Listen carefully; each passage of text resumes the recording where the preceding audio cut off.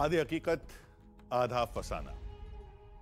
क्या उत्तराखंड के जोशीमठ समेत कई जिलों में अचानक पड़ रही दरारें इत्तेफाक हैं या इनका किसी सैकड़ों साल पुरानी भविष्यवाणी से कोई जुड़ाव है?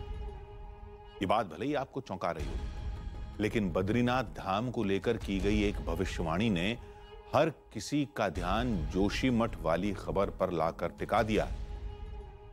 युगों पहले महर्षि वेदव्यास ने लिखा था कि कलयुग में बद्रीनाथ धाम अपनी जगह से अचानक गायब हो जाएगा और ठीक उसी वक्त हिमालय की गोद में एक नया धाम प्रकट होगा जिसे पुराणों में भविष्य बद्री का नाम दिया गया है, जहां बद्रीनाथ की तरह साक्षात भगवान विष्णु का वास होगा।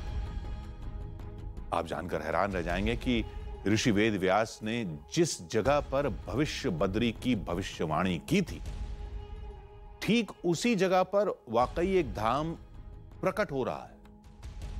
एक चट्टान पर भगवान का अक्स उभर रहा है। कुछ वैसी ही घटनाएं घट रही हैं जैसी बद्रीनाथ धाम की स्थापना के वक्त हुई थी। तो चलिए आधी हकीकत आधा फसाना की टीम के साथ बद्रीनाथ।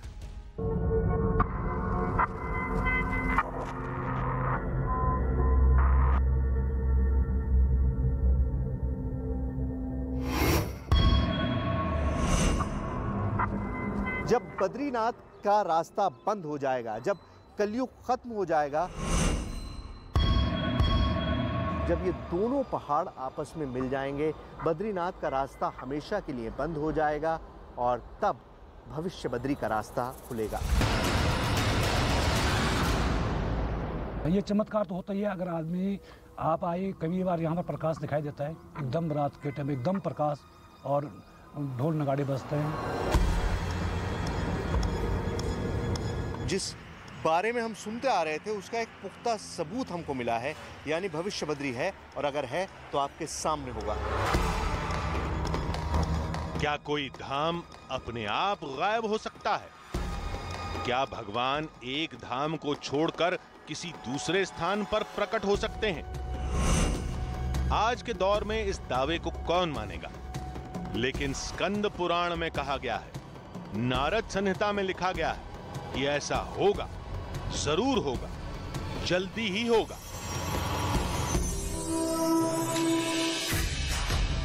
भगवान विष्णु बद्रीनाथ धाम को छोड़कर कहीं और प्रकट होंगे।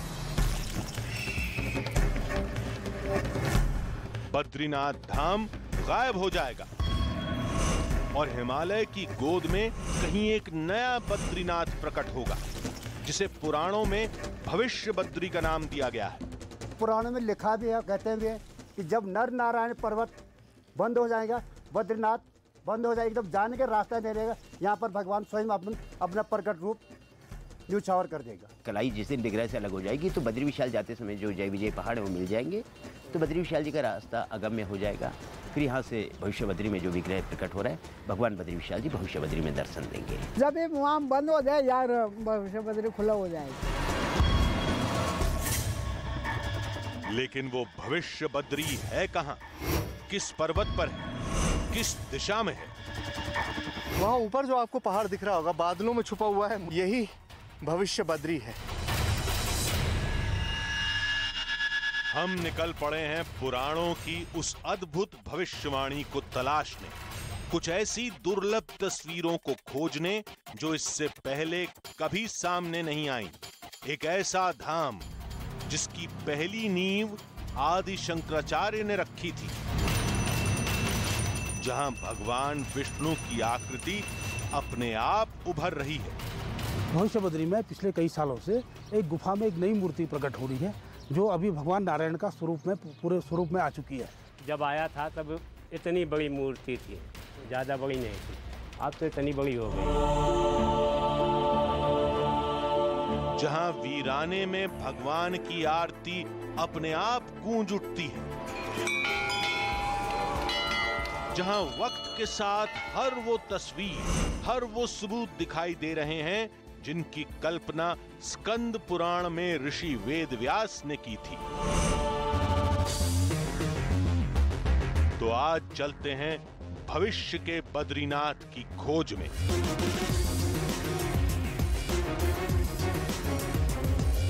भगवान विष्णु के एक नए और स्वयंभू रूप को देखने, एक ऐसी कहानी को खोजने जो पुराणों के पन्नों से निकलकर पहली बार सामने आने वाली है।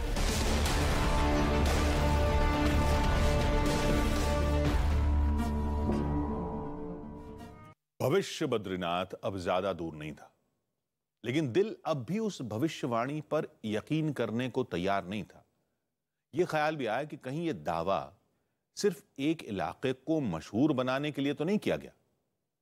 कहीं ऐसा तो नहीं कि गांव के लोग सिर्फ पर्यटकों को लुभाने के लिए इस दावे को हवा दे रहे हैं। लेकिन एक मुश्किल चढ़ाई के बाद जब हम उस धाम तक पहुंचे तो जैसे पुराणों की वो कहानी साक्षात हमारे आंखों के सामने थी। उस धाम में कुछ ऐसी अद्भुत घटनाओं से भी हमारा सामना हुआ जिनका जिक्र न स्कंद पुराण में है न नारद संहिता में।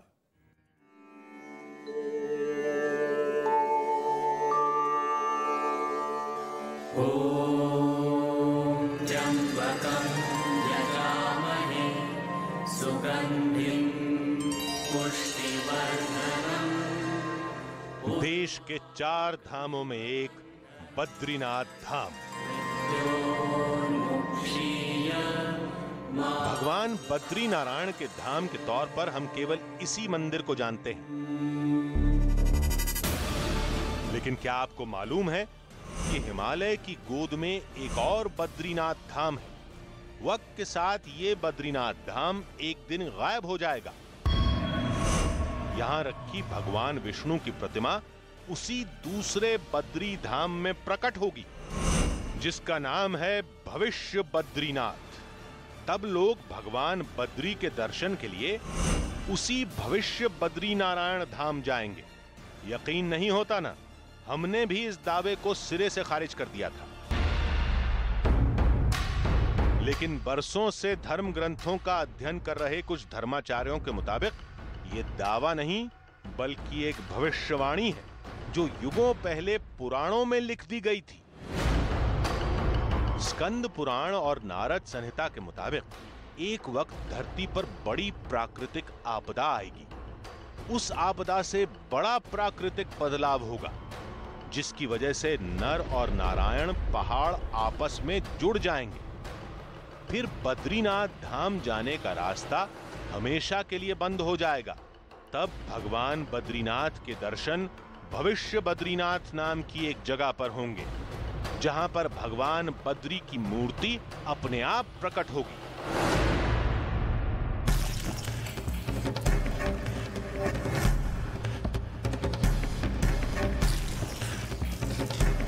पुराणों की भविष्यवाणी अगर सही है तो वो भविष्य बद्री भी होगा। भविष्य बद्री होगा तो वो शिला भी होगी। लेकिन कहां, किधर, देश के किस कोने में? हमारे पास भविष्य बद्री जाने का कोई नक्शा नहीं था। फिर हमने इस पड़ताल की शुरुआत उस जगह से की जहां से ये कहानी शुरू होती है।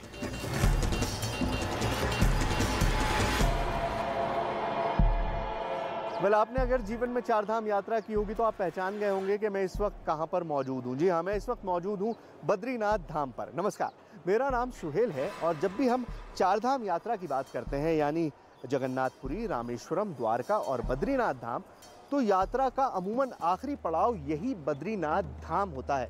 लेकिन आज हम जिस यात्रा की शुरुआत कर रहे हैं वो शुरू तो यहाँ से होती है, लेकिन ख़त्म होती है भविष्य बद्री पर। अब आप सोच रहे होंगे कि भविष्य बद्री क्या है। असल में जब बद्रीनाथ का रास्ता बंद हो जाएगा, जब कलयुग खत्म हो जाएगा, तो बद्रीनाथ का एक नया रूप आपके सामने आएगा और वही भविष्य बद्री है। ये भविष्य बद्री क्या है, इस भविष्य बद्री की हकीकत क्या है और आखिर इस भविष्य बद्री का चमत्कार क्या है, यही जानने के लिए हमने अपनी यात्रा शुरू की है। तो चलिए इस धाम से आगे चलते हैं और चलते हैं भविष्य बद्री की तरफ। बद्रीनाथ में हमें भविष्य बद्री के रास्ते की तलाश थी, एक ऐसा सूत्र जो आगे बढ़ने की दिशा बताए। फिर हमारी मुलाकात एक धर्माचार्य से हुई जिनके पास भगवान विष्णु के उस अद्भुत धाम से जुड़ी कई जानकारियां थी। यहाँ पर पुराण जो स्कंद पुराण है, स्कंद पुराण ने एक एक पग नाप करके लिखा है इस भूमि के संबंध में। जब बद्रीनाथ अगम्य हो जाएंगे तो उसके बाद लोग भविष्य बद्री में जाकर बद्रीनाथ के दर्शन होंगे। अभी भविष्य बद्री में एक मूर्ति, एक शिला में एक मूर्ति स्वयं प्रकट हो रही है। मुझे मेरे जीवन का बहुत लंबा अंतराल नहीं है, परंतु इन 60-70 सालों में मैंने जो सुना, तब जो था वो कुछ भी नहीं था, आज बहुत कुछ आ गया है। तो इसी प्रकार से वहाँ पर एक शिला में भगवान बद्रीनाथ का श्री विग्रह बन रहा है। यानी भविष्य बद्री धाम के बनने की प्रक्रिया शुरू हो चुकी है। एक शिला अपने आप जमीन से बाहर निकल रही है। दावा है कि उस शिला में भगवान का अक्स उभर रहा है। पत्थर में अपने आप मूर्ति का निकलना, आप एक बार खोज देखिए, आओ ना, वहां पत्थर में स्वयं भगवान उत्कीर्ण हो रहे हैं, कलाएं बन रही है। जब हम सुने थे तब तो छोटा था, परंतु अब हम सुनते हैं। जब हम देखे थे तब नहीं था इतना, पर अब जब हम सुनते हैं तो उसमें तो नक्शे के निकलने लग गए। तो चमत्कार तो है ही। ये सारी बातें हम तभी मानेंगे जब अपनी आंखों से देखेंगे। लेकिन भविष्य बद्री पहुंचा कैसे जाए, इसका जवाब भी पुराणों में दर्ज एक श्लोक से मिला। एक श्लोक आता है कि यावद विष्णोः कला तिष्ठेत ज्योति सिंहे निजालये तावद वै वदरी गम्या अगम्या च ततः परम। तो मतलब जब तक नृसिंह भगवान का वजूद जोशीमठ में है तभी तक बद्रीनाथ सुरक्षित है, ये तो माना जा सकता है। पुराणों के इस श्लोक का नाता भविष्य बद्रीनाथ से है, जिसका एक सिरा जुड़ता है जोशीमठ के नरसिंह मंदिर से। भविष्य बद्रीनाथ की खोज में अब हमारा अगला पड़ाव जोशीमठ था। कहते हैं बद्रीनाथ की तरह भविष्य बद्री की स्थापना भी आदि शंकराचार्य ने की थी, और बद्री विशाल के दर्शन से पहले जोशीमठ के नरसिंह मंदिर जाना जरूरी होता है। तो उस मंदिर से भविष्य बद्री का भी कोई ना कोई नाता जरूर होगा। हम इन ख्यालों में खोए जोशीमठ की तरफ बढ़ते जा रहे थे। रास्ते में हमें नर नारायण पहाड़ दिखे।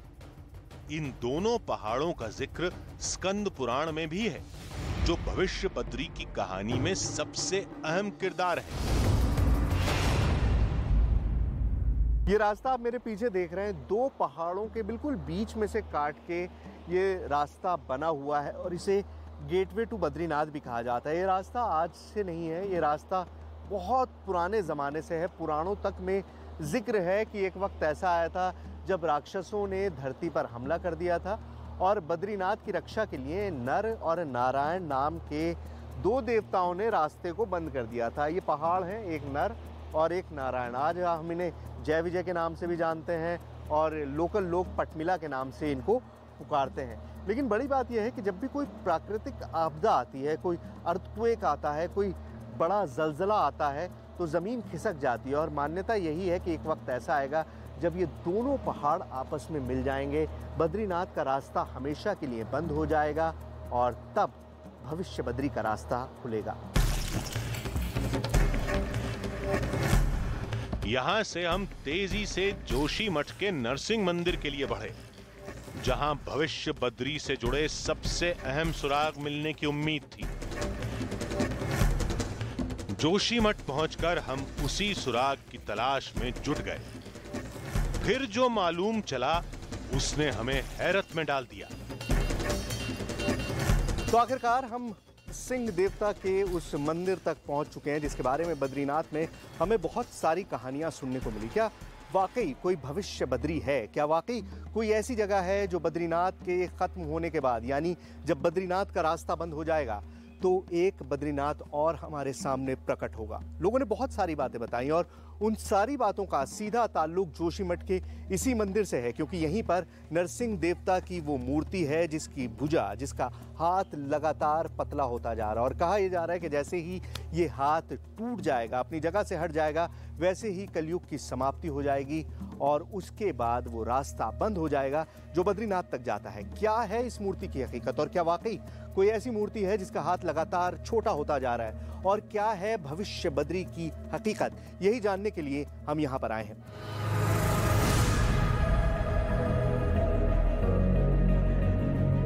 हम नरसिंह देव की उस मूर्ति को देखना चाहते थे, उसे कैमरे में कैद करना चाहते थे, लेकिन मंदिर के गर्भगृह में कैमरा अंदर ले जाने की इजाजत नहीं मिली। फिर पुजारी ने बताया कि मूर्ति की कलाई अब बाल जितनी पतली हो चुकी है। वज्रासन में भगवान यहाँ पर बैठे हुए हैं, तो दूसरा हाथ भगवान का बिल्कुल सामान्य है, और क्योंकि हम रोज अभिषेक करते हैं, ये हमें सौभाग्य है परमात्मा की कृपा से। तो वो हाथ दूसरा जो है बिल्कुल बाल के नोक के बराबर जो है नीचे, जो भगवान एक जांग जो है जमीन में से रखी हुई है, उस पर जो है हाथ बिल्कुल पतला है, बिल्कुल बारीक के नोक के बराबर। तो हम वहाँ पर सावधानी से भगवान का अभिषेक भी करते हैं, और एक मन में एक भाई जैसे भी रहता है, कहीं खंडित ना हो जाए।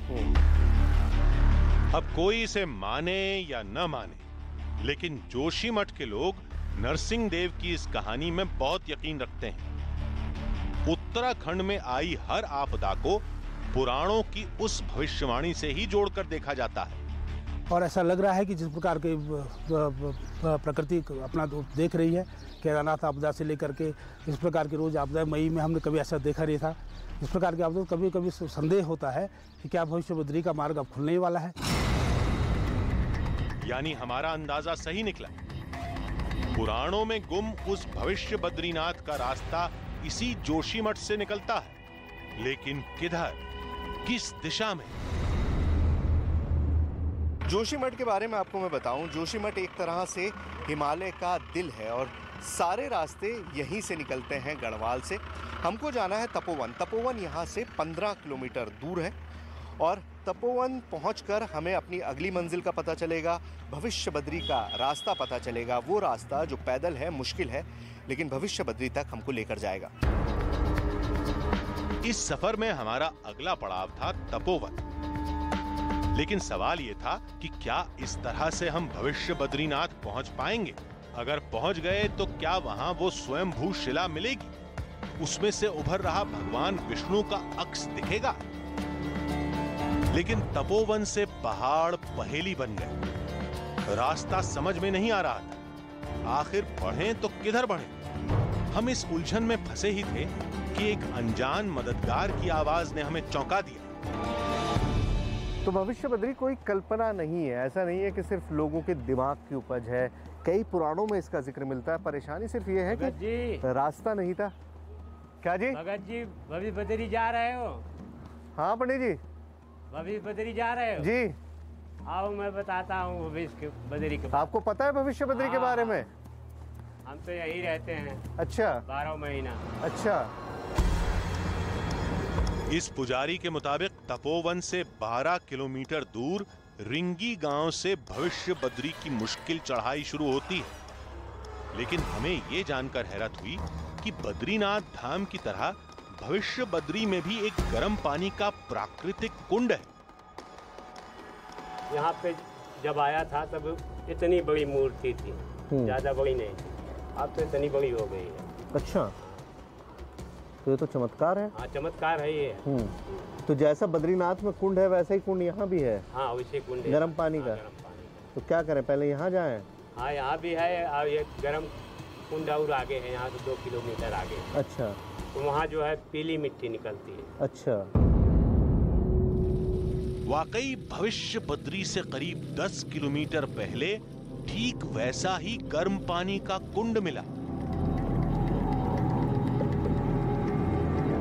जैसा आज के बद्रीनाथ धाम के पास। मैंने भी बहुत सारे जल स्रोत इस तरह के देखे हैं, लेकिन इतना ज़्यादा बॉइलिंग वाटर मैंने कभी नहीं देखा। बिल्कुल उबल रहा है ये पानी और आप इसमें हाथ तो क्या उंगली भी टच करेंगे तो जल जाएगा, इतना ज़्यादा गर्म है। मेरे पास थर्मामीटर नहीं है, नहीं तो मैं आपको टेम्परेचर भी दिखा देता, लेकिन 100 डिग्री से तो ऊपर ही है क्योंकि पानी बॉईल करता हुआ आंखों से दिखाई दे रहा है। तो बिल्कुल उस तरह से जैसा बद्रीनाथ में है उसी तरह का स्वरूप, और लोग यही कह रहे थे कि जैसा जैसा बद्रीनाथ में है बिल्कुल सेम आपको भविष्य बद्रीनाथ में मिलता जाएगा। वही सब होता जा रहा है, और जब बद्रीनाथ का रास्ता बंद हो जाएगा तो वही भविष्य बद्री होगी जहां पर लोग जाएंगे। इस गर्म कुंड से रिंगी गांव 10 किलोमीटर दूर बताया जाता है, जहां से भविष्य बद्री की चढ़ाई शुरू होती है। इस दौरान कई बार भटके, कई मोड़ पर अटके, थोड़ा रास्ते को समझते, समझ में नहीं आता तो थोड़ा पूछते। यहाँ से 3 किलोमीटर पे पैदल मार्ग का रास्ता है। पैदल मार्ग का? सलधार। अच्छा, सलधार तक गाड़ी जाएगी? गाड़ी जाएगी सलधार तक जाएगी, उसके आगे नहीं जाएगी? ना ना ना। आखिर जैसे तैसे हम रिंगी गांव पहुंच गए, जहां हमें भविष्य बद्रीनाथ का पहला बोर्ड दिखा। तो बद्रीनाथ का रास्ता तो आपने देखा होगा, लेकिन जो अब मैं आपको इस वक्त दिखा रहा हूं आपने कभी पहले नहीं देखा होगा। ये रास्ता है भविष्य बद्री का। जब कलयुग खत्म हो जाएगा, जब बद्रीनाथ का रास्ता बंद हो जाएगा, तो आप किस रास्ते पर आएंगे? इसी रास्ते पर आएंगे जनाब। यही है रास्ता भविष्य बद्री का, और यहाँ से सीढ़ियाँ शुरू होती हैं, उसके आगे चढ़ाई है। क्या मिलेगा इस रास्ते में पता नहीं है, लेकिन कोशिश यही है कि इस सफर को हम पूरा जरूर करेंगे।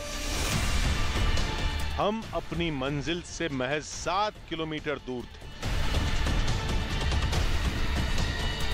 जिसके बाद दिखेगा भविष्य का वो बद्रीनाथ जिसका जिक्र पुराणों में, ग्रंथों में, लेकिन हकीकत में उसे चंद स्थानीय लोगों के अलावा किसी ने नहीं देखा।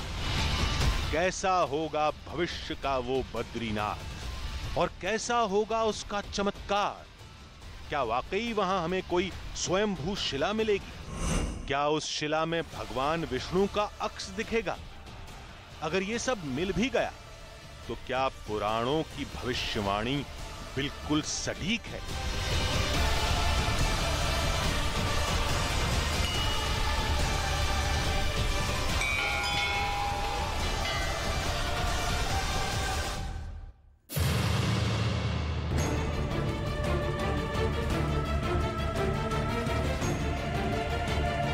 तपोवन के रिंगी गांव से हमने भविष्य बद्री की खोज में चढ़ाई शुरू की। पुराणों में लिखी बात को चुनौती देने का हमारा कोई इरादा नहीं था। हम तो बस भगवान विष्णु के उस अद्भुत धाम को देखना चाहते थे।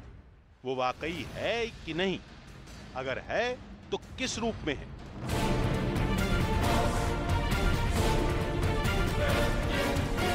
सात किलोमीटर की चढ़ाई में फिलहाल तो मौसम साथ दे रहा था, लेकिन ऊंचाई पर बादलों का मिजाज बदलते वक्त नहीं लगता।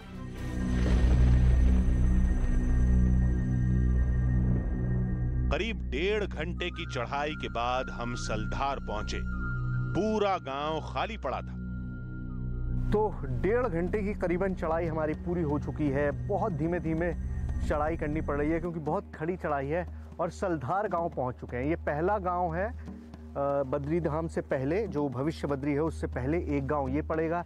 एक गांव अभी और आगे पड़ेगा, लेकिन ये गांव है। बड़ी बात यह है कि यहाँ पर कोई भी गांव वाला नहीं है। हमें नीचे ही पता चला था कि ये सीज़न है एक जड़ी का, एक बेहद कीमती जड़ी जो जंगल में मिलती है, और सभी गांव वाले उस जड़ी को लेने के लिए चले जाते हैं। तो यहाँ पर कोई भी गांव वाला नहीं है। हम सोचे तो थोड़ा रेस्ट करेंगे, लेकिन वो मुमकिन नहीं है। अब हमको आगे ही चलना पड़ेगा। हमारा अगला पड़ाव था सुभाई का, लेकिन सलधार से आगे बढ़ते ही मौसम का मिजाज बिगड़ने लगा। थोड़ी ही देर में बूंदाबांदी शुरू हो गई। फिर एक बोर्ड को देखकर हमने राहत की सांस ली। तो भविष्य बद्री का एक प्लाक यहाँ पर लगा हुआ है। किसके लिए लगा है पता नहीं, क्योंकि कोई आता जाता तो है नहीं। और पहली लाइन यही लिखी है कि तपोवन से भविष्य बद्री तक पैदल ही पहुंचा जा सकता है। और 2744 मीटर की ऊंचाई पर हम इस वक्त हैं। अब इसे फुट में मैं आपको बता सकता, लेकिन मेरा इंटरनेट फ़ोन ही काम नहीं कर रहा है, यहाँ कोई सिग्नल नहीं है। लेकिन हम कितनी ऊंचाई पर हैं आप अंदाज़ा लगाइए। हिमालय की सबसे ऊंची चोटियों में से हैं, और हम बिल्कुल यहाँ तक पहुँच चुके हैं। बादल ऐसा लग रहा है जैसे हमारे सामने ही तैर रहा हो।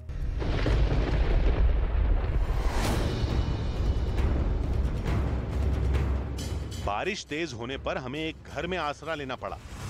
फिर मौसम साफ होते ही मंजिल की तरफ बढ़े। लेकिन सवाल यह है कि अगर वाकई भविष्य बद्री है तो क्या पुराणों में लिखी भविष्यवाणी भी सही होगी?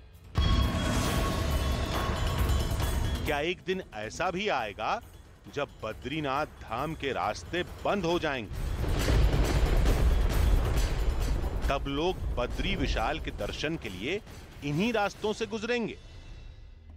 तो पिछले 3.5-4 घंटे की जो हम चढ़ाई कर रहे थे, उसके बाद फाइनली मंजिल दिखाई देने लगी है। वही सुबाई गांव है और उससे थोड़ा सा ऊपर अगर आपको पहाड़ दिखाई दे रहे होंगे तो वहां पर है वो बद्री धाम जिसकी तलाश में हम आए हैं। भविष्य बद्री, बर्फ से ढका हुआ पूरा पहाड़ और बर्फबारी हो रही है, लगातार दिखाई दे रहा है। और सुबाई गांव के अंदर अब हम, शाम तो हो ही चुकी है, तो सुबाई गांव में ही देखेंगे आसरा कहाँ से मिलेगा। और इसी गांव के लिए आए थे। अब वक्त बीत चुका है, ऊपर तो नहीं चढ़ पाएंगे, लेकिन यहाँ रुकने की कोशिश करते हैं। आइए। सुबाई गांव में हमें रात गुजारने के लिए आसरा मिल गया। हम लोग सुबह निकले थे लेकिन बारिश की वजह से पहुंच अब पाए हैं। अच्छा। और भविष्य बद्री जाना है हमको। सर आज तो नहीं जा पाओगे आप। हाँ। आज आप यहीं रुक जाओ। हाँ। आप हमारे अतिथि हो आज के लिए। हाँ। कल के लिए आपका प्लान, आज मौसम भी खराब है। सुबह हमने गांव में भविष्य बद्रीनाथ को लेकर कुछ लोगों से बात की। यहाँ भी उस स्वयंभू शिला की कहानी सुनने को मिली, लेकिन एक अलग अंदाज में। तो शिला एकदम ऐसी थी, चट्टान एकदम प्लेन। इस हाथ पे अगर माला डाले तो नहीं टिकेगी, अगर छेद करना पड़ता भी टिकेगी। तो मेरे देखे देखे भगवान उसके नीचे जहाँ पर भगवान निकल रहे कुंड है, वहाँ पर जल आता है। अब भगवान बीचों बीच उभर के आ रही। पहले तो प्लेन था, ऐसा पत्थर प्लेन था, कपड़े नहीं टिकते थे, माला नहीं टिकती थी। अब भगवान बीचों बीच अपने स्वयंभू प्रकट हो रही है। किसी ने उस पर कोई हथियार नहीं लगाया, अपना आप। हमारे देखे देख भगवान काफी बड़े हो गए, माला 8-10 माला टिक सकती है। लेकिन हम उस समय चौंक पड़े जब उस धाम से जुड़ी चमत्कार की एक कहानी के बारे में सुना। कहते हैं सुनसान जंगल के बीच उस धाम में शाम होते ही कुछ अजीब सी हरकतें होती हैं। यहाँ पे देखे तब तक एकदम प्रकाश हो रहा है और घंटी शंख बज रहे हैं, शंख घंटी की आवाज आ रही है, ढोल नगाड़े की आवाज आ रही है। उन्होंने सोचा भाई कोई मंदिर पे है। वो आए मंदिर में, देखा यहाँ कुछ नहीं, ना उजाला ना कुछ। कम से कम मतलब 50 मीटर आगे से उन्होंने तो वहाँ पे पूरा प्रकाश देखा है।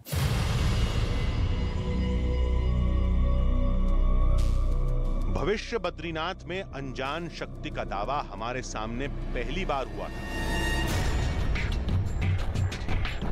अब ये दावा हकीकत है या फसाना, ये तो वहां पहुंचकर ही पता लगेगा। नमस्कार चाचा, भविष्य बद्री इधर। पहाड़ के रास्तों की दिक्कत यही होती है। देखिए पिछले आधे घंटे से हम चढ़ाई कर रहे हैं और कहाँ पहुँचे हैं? हम एक ऐसी जगह पहुँचे जहाँ पर अभी भी लिखा है भविष्य बद्री 2 किलोमीटर। यानी इतनी लंबी चढ़ाई का अभी कोई फायदा नहीं, और कहाँ है कुछ नहीं पता। चलते रहिए बस।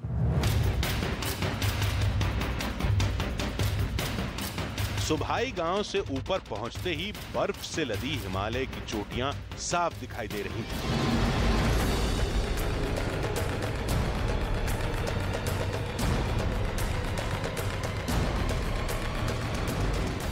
पिछला माइलस्टोन सही निकला। करीब 2 किलोमीटर की चढ़ाई के बाद भविष्य बद्रीनाथ धाम का गेट नजर आने लगा।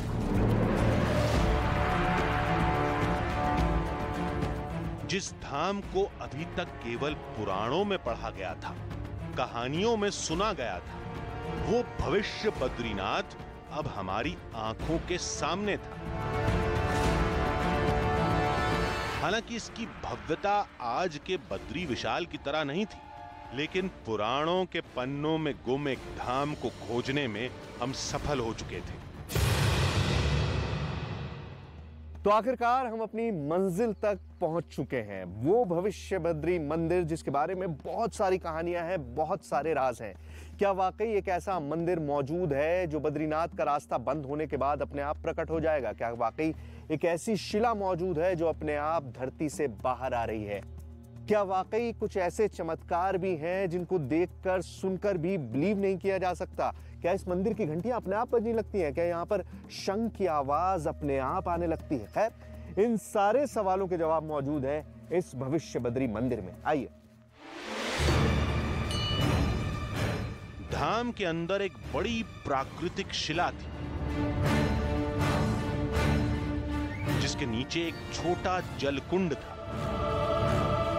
यह वही शिला है जिसके अपने आप प्रकट होने का दावा किया जाता है। तो भविष्य बद्री के जिस चमत्कार की बातें हम पिछले कई दिनों से सुन रहे थे वो अब हमारे सामने है। आप देखिए यहाँ पर ये शिला दिखाई दे रही है। अब जैसा कि मैंने सुना था, अब मुझे पता नहीं, जैसा भी लोगों ने बताया कि शिला पहले बिल्कुल प्लेन थी, यहाँ पर ये आकृति नहीं थी। और अब आप देख सकते हैं कि एक पूरी आकृति उभर कर सामने आ गई है। एक चेहरा सा फॉर्म होने लगा है, हाथ दिखाई देने लगे हैं, पैरों की भी बात हो रही है। और जो लोगों ने बताया था कि पहले ये यहाँ था और अब बढ़ते बढ़ते ये देखिए कि कितनी हाइट पर पहुँच चुकी है ये आकृति जो उभर रही है इसके ऊपर। और जिस कुंड के बारे में बात हो रही थी कि नीचे पानी मौजूद है, वो पानी भी नीचे आपको दिखाई दे रहा है। ये पानी यहाँ पर पहाड़ की बहुत ऊंचाई है, आपको पता है कितने घंटे हमको लगे हैं, कल से हम चले हुए हैं तब यहाँ पहुँचे। इतनी ऊंचाई पर ये पानी अपने आप यहाँ पर मौजूद है। ये पानी कोई डालता नहीं है इस कुंड के अंदर, ये पानी लगातार यहाँ पर बना रहता है। तो ये आकृति जैसा लोगों ने एक्सप्लेन किया था कि 50, 60, 70 साल पहले जब इस आकृति के बारे में पता चला था, इस जगह के बारे में पता चला था, तब ये इतनी प्लेन थी कि यहाँ पर कोई भी चीज़ डालते थे तो वो टिकती नहीं थी, वो नीचे गिर जाता था। आप माला नहीं पहना सकते थे, आप कोई कपड़ा नहीं रख सकते थे। लेकिन इस वक्त आप देखिए पूरा कपड़ा यहाँ डाला हुआ है, माला डाली हुई है, ये जनेऊ डाला हुआ है, ये सब यहाँ पर डाला हुआ है और आराम से इसके ऊपर टिका हुआ है, क्योंकि पूरा सर का फॉर्मेशन आपको दिखाई दे रहा है। पूरा सर का फॉर्मेशन यहाँ पर बन चुका है और यह आकृति अपने आप बड़ी होती जा रही है। यानी भविष्य के जिस बद्रीनाथ का जिक्र पुराणों में, जिस शिला के बारे में ग्रंथों में लिखा है, जिसकी खोज में हम पिछले 2 दिन से पहाड़ों में भटक रहे थे, वो हकीकत में भी है और वो इस वक्त हमारी आंखों के सामने था।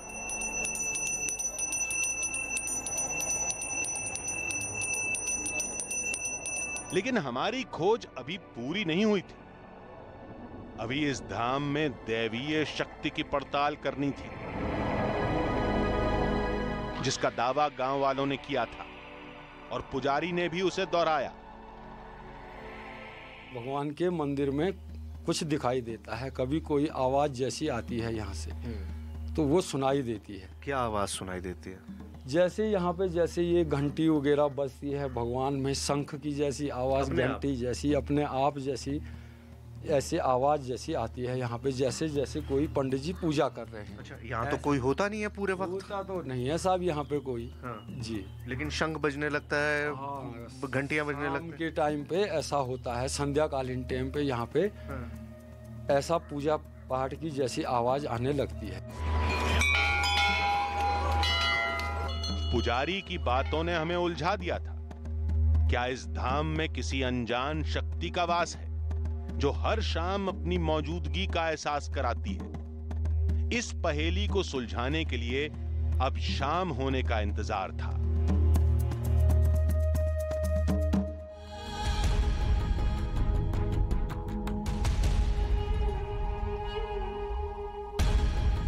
दावे के मुताबिक भविष्य बद्रीनाथ में शाम के वक्त ही आवाजें सुनाई देती हैं और ये तभी होता है जब मंदिर में कोई नहीं रहता।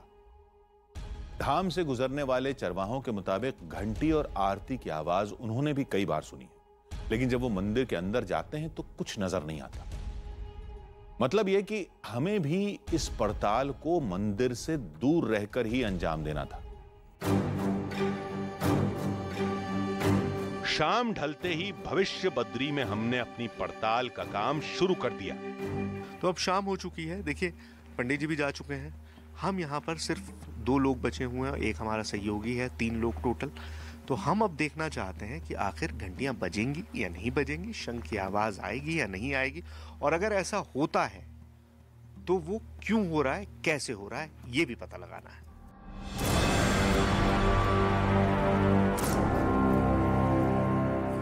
अनजान शक्ति की पड़ताल धाम से दूर रहकर करनी थी, लिहाजा हमने कई जगह कैमरे लगा दिए।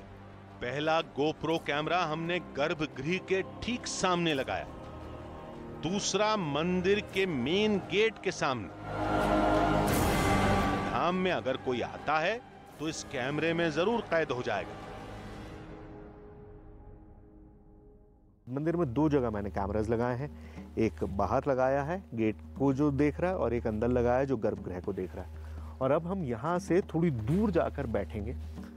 जैसे मैंने बताया कि आवाज़ वहाँ नहीं आएगी, लेकिन वहाँ जाकर बैठेंगे और कुछ देर वेट करके देखते हैं कि क्या कुछ बदलाव होता है, कुछ रिकॉर्ड होता है, और क्या कोई आवाज़ सुनाई देती है। तो वो करने की कोशिश करते हैं। चलिए। हम मंदिर के बाहर डेरा जमाकर बैठ गए।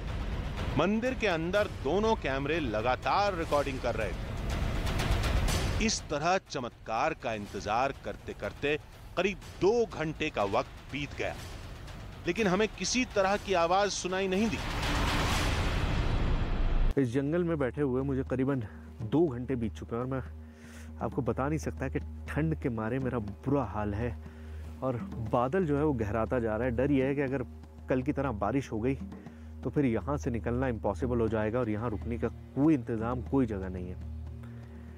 मंदिर में जो हमने 2 कैमरास लगाए थे वो अभी वहीं पर हैं। मुझे कोई आवाज़ सुनाई नहीं दी अभी तक, ना मुझे कोई घंटी की आवाज़ सुनाई दी है, ना मुझे कोई शंख की आवाज़ सुनाई दी है।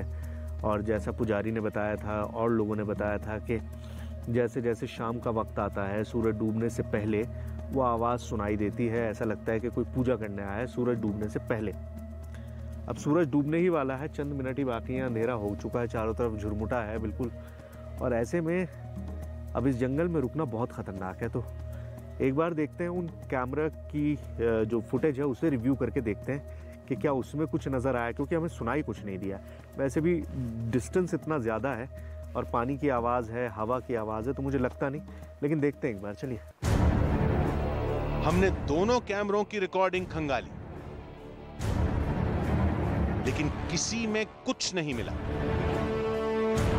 पिछले 2 घंटे में हमने कोई आवाज भी नहीं सुनी थी। इसका मतलब यह है कि इस दौरान यहां कोई नहीं आया। मैं चाह ये रहा था कि यहाँ लोगों से ये पूछ सकूं कि क्या कोई स्पेसिफिक टाइम है कि इस टाइम से लेकर इस टाइम तक जब ज़्यादा आवाज़ सुनाई देती हो या लोगों ने अमूमन आवाज़ सुनी हो, लेकिन यहाँ कोई इंसान नहीं है। एक पंडित जी थे, वो भी बहुत देर पहले चले गए, और हम यहाँ रुकना चाहते हैं लेकिन अब ये मुमकिन नहीं है क्योंकि वेदर हमें इजाज़त नहीं दे रहा है। ठंड बहुत ज़्यादा है और जैसे जैसे रात गहरा रही है ठंड बढ़ती जा रही है। बारिश तो हो ही रही है हल्की फुल्की, और बर्फबारी, जैसा वेदर फोरकास्ट है, बर्फबारी भी हो सकती है। तो मैं अब भविष्य बद्री में और ज़्यादा देर तक नहीं रुक सकता, लेकिन जैसा कहा गया है कलयुग जब खत्म हो जाएगा तो आप बद्रीनाथ की यात्रा के लिए निकलेंगे तो यहीं आपको बद्रीनाथ मिलेंगे। भले ही अनजान शक्ति का दावा एक फसाना हो, लेकिन भविष्य बद्री का ये धाम एक हकीकत है। अब स्कंद पुराण की भविष्यवाणी कितनी सही होगी ये तो कोई नहीं बता सकता, लेकिन लोग मानते हैं कि इस जगह का आने वाले कल से कोई न कोई नाता जरूर है। नहीं तो इस धाम का जिक्र पुराणों में क्यों है?